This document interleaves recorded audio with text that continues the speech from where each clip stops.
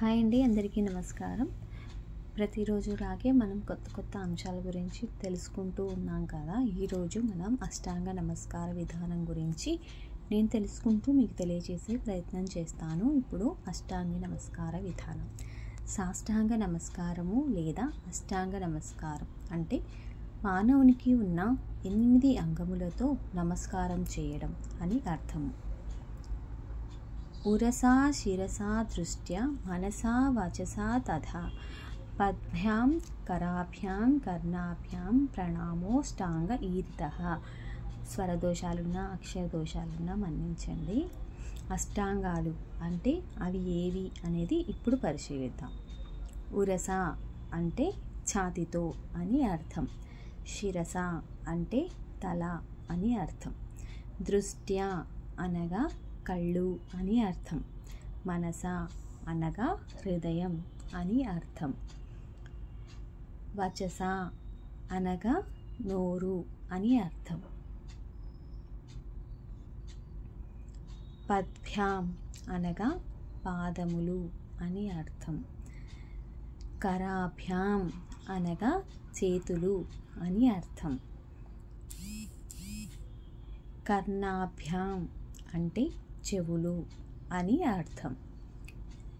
ఇలా మన 8 అంగాలతో మనం నమస్కారం చేయాలి.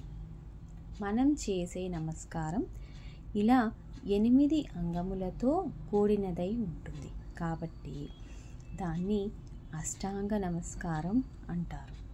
మానవుడు సహజంగా ఈ 8 అంగాలతోనే తప్పులు చేస్తూ ఉంటాడు.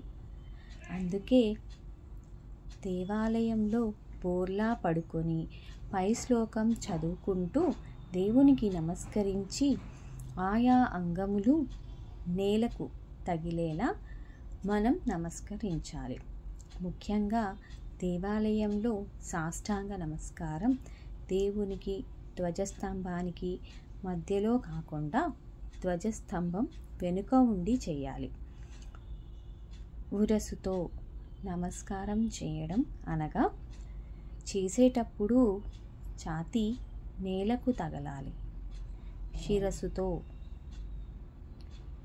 నమస్కారం చేయడం అనగా నమస్కారం చేసేటప్పుడు నుదురు నేలకు తాకాలి.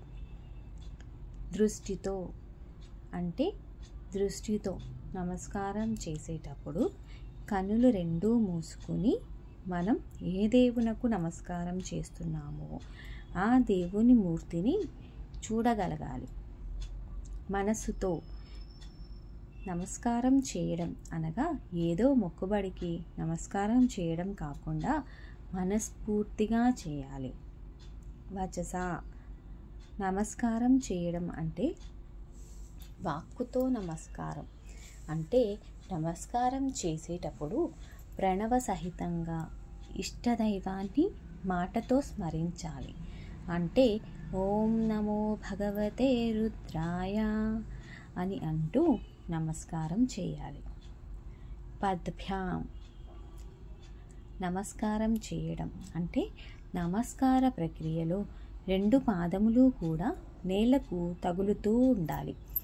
కరాభ్యాం అంటే నమస్కారం చేయడం అంటే నమస్కారం చేసేటప్పుడు 2 చేతులు కూడా నేలకు తగులుతూ ఉండాలి. జానుభ్యాం నమస్కారం చేయడం అంటే నమస్కారం చేసేటప్పుడు 2 మోకాళ్ళు కూడా నేలకు తగులుతూ ఉండాలి. కరాభ్యాం నమస్కారం చేయడం అంటే నమస్కారం చేసేటప్పుడు 2 చేతులు కూడా నేలకు తగులుతూ ఉండాలి. జానుభ్యాం నమస్కారం చేయడం అంటే నమస్కారం చేసేటప్పుడు 2 మోకాళ్ళు కూడా నేలకు తగులుతూ ఉండాలి. అయితే ముఖ్య గమనిక, స్త్రీలు అష్టాంగ నమస్కారం అంటే సాష్టాంగ నమస్కారం చేయకూడదు. ఆడవాళ్ళు కేవలం పంచాంగ నమస్కారం మాత్రమే చేయాలి. అంటే కాళ్ళు, చేతులు, నుదురు మాత్రమే నేలకు తాకేలా స్త్రీలు నమస్కారం చేయాలని మన శాస్త్రం చెబుతుంది. పూజ పూర్తయిన తర్వాత మంత్రపుష్పాన్ని భగవానుడికి భక్తితో సమర్పించుకునే సందర్భంలో సాష్టాంగ నమస్కారం లేదా పంచాంగ నమస్కారం చేయాలి. ఇలా స్త్రీలు మాత్రం చేయాలి. దైవానికి, గురువులకు, యతులకు వారు నీకు ఎదురపడిన వెంటనే సాష్టాంగ నమస్కారం చేయాలి. 100 యజ్ఞాలు చేయడం వల్ల కూడా పొందలేని ఉత్తమ గతులను సాష్టాంగ నమస్కారం వలన పొందుతారని శాస్త్రవచనం. సర్వేషాం శాంతిర్భవతు. లోకా సమస్త సుఖినో భవంతు. లోకా సమస్త సుఖినో భవంతు. లోకా సమస్త సుఖినో భవంతు. తప్పులుంటే మన్నించగలరు. ఈ రోజుకి స్వస్తి.